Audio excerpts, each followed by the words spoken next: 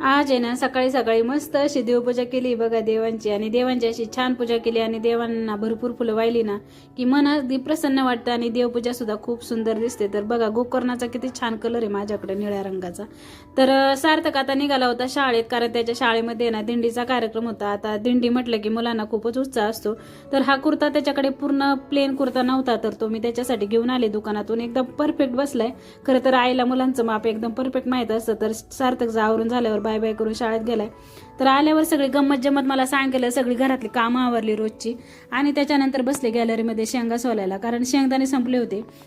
आणि घरच्या शेंगा असल्यामुळे ना तेवढं बरं आहे की विकत आणायला लागत नाही, फक्त सोलायचा तेवढा कुटाणा वाढतो. तर बघा गॅलरीमध्ये पूर्ण पसारा झालाय आणि कपड्यांनी पण पूर्ण गॅलरी भरली आहे. तर थोडंसं डोकं दुखत होतं आणि सर्दी झाल्यामुळे की काय तोंडाला चव पण नव्हती. तर आता म्हटलं काहीतरी बनवून खायला पाहिजे, कारण काहीच खाल्लं नव्हतं मी. तर म्हटलं चला आता मस्त गव्हाच्या पिठाचं पिठवणी बनवूया, त्यामुळे काय होईल ना थोडीशी चव येईल. आता आमच्याकडे तर हेच असतं बाबा, अशी तोंडाला चव वगैरे नसली ना तर आमच्याकडे हा मेनू फिक्स असतो की पिठवणी करून खायचं, लगेचच बरं वाटतं. तर म्हटलं चला तुमच्याशी पण रेसिपी शेअर करते. तर गव्हाचं पीठ छान भाजून घेतलंय, तेल तूप काही न टाकता तसंच भाजून घेतलंय मस्त कढईमध्ये, आणि छान कालवून घेतले एकदम पातळ. तुम्हाला दाखवलं मी चमच्यानी. तर कढई तापायला ठेवली, त्याच्यामध्ये मस्त जिरीची फोडणी द्यायची, थोडीशी जिरी जास्तच टाकायची, अजिबात चिंगूसपणा करायचा नाही जिरे टाकताना. आणि त्याच्यानंतर ते मिश्रण त्यामध्ये टाकायचं, थोडंसं पाणी जास्त टाकायचं, कारण शिजायला ना पाणी जास्त लागतं आणि जेवढं पिठवणी शिजेल ना तेवढं भारी वाटतं.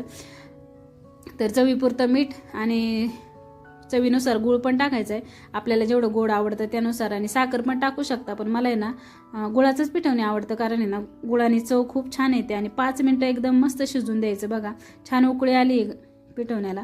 तर ही रेसिपी आहे ना बरेच जण गावाकडे ट्राय करतात, कारण गावाकडच्याच लोकांना माहिती आहे, सिटीतल्या लोकांना फार कमी माहिती आहे रेसिपी.